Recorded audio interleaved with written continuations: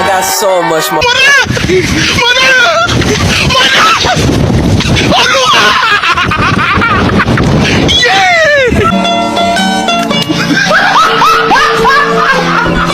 Are you ready, kids? Aye, aye, Captain! I can't hear you. Aye, aye, Captain! Oh! Tahu nggak sih, pajak di Indonesia itu sudah berlaku sejak lama loh.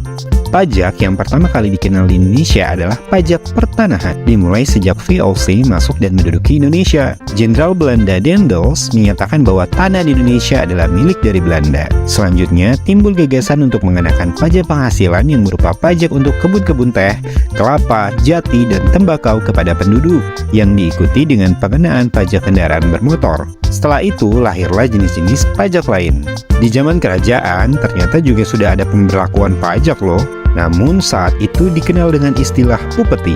Upeti diberikan dari rakyat kepada raja yang digunakan untuk kepentingan umum. Pada zaman penjajahan Jepang diberlakukan pajak tanah yang kemudian ketika Indonesia merdeka dibuat menjadi pajak bumi, yang kemudian diubah lagi menjadi pajak hasil bumi. Hingga sekarang pajak terus mengalami penyempurnaan dan digunakan untuk kepentingan rakyat. Assalamualaikum warahmatullahi wabarakatuh. Bapak Ibu yang terhormat, dimanapun dan kapanpun berada. Perkenalkan saya Sutio Susilo, mahasiswa Universitas Pelita Bangsa, Prodi Manajemen. Sebelumnya saya ucapkan terima kasih kepada yang terhormat Ibu Widya selaku dosen pengampu mata kuliah perpajakan atas ilmu dan perhatiannya kepada saya. Semoga menjadi berkah dan manfaat untuk semuanya. Seperti video yang barusan Bapak dan Ibu lihat di awal, bahwa pajak di Indonesia sudah ada sejak zaman kerajaan sampai sekarang dan terus mengalami perkembangan sesuai dengan perkembangan zaman yang semakin modern. Terkait hal tersebut hari ini saya akan mendiskusikan dan membagikan informasi terkait perpajakan yang ada di Indonesia khususnya pajak penghasilan pasal 22, PPh pasal 22. Baik, untuk lebih jelasnya akan saya paparkan apa sih PPh pasal 22. Pajak penghasilan pasal 22, PPh pasal 22, adalah pajak yang dikenakan atas penghasilan tertentu yang diterima atau diperoleh wajib pajak dalam kegiatan usaha tertentu. PPh pasal 22 ini merupakan salah satu bentuk pemungutan pajak oleh pihak ketiga yang ditunjuk oleh pemerintah, yang bertujuan untuk mempermudah pengawasan dan pengumpulan pajak. Karakteristik PPh pasal 22. 1. Pemungut pajak. Pihak-pihak yang ditunjuk sebagai pemungut PPh pasal 22 meliputi bendahara pemerintah, termasuk bendahara pada pemerintah daerah, instansi, dan lembaga pemerintah lainnya, BUMN dan BUMT, badan-badan tertentu yang bergerak di bidang usaha tertentu, seperti perusahaan yang bergerak di bidang importir, eksportir, industri tertentu, dan lainnya. 2. Objek pajak. Objek PPh pasal 22 meliputi impor barang, pembelian barang oleh pemerintah atau BUMN BUMT, penjualan hasil produksi industri tertentu kepada distributor atau pedagang besar, pembelian barang yang menggunakan dana APBN APBD, penjualan bahan bakar minyak, BBM, dan gas.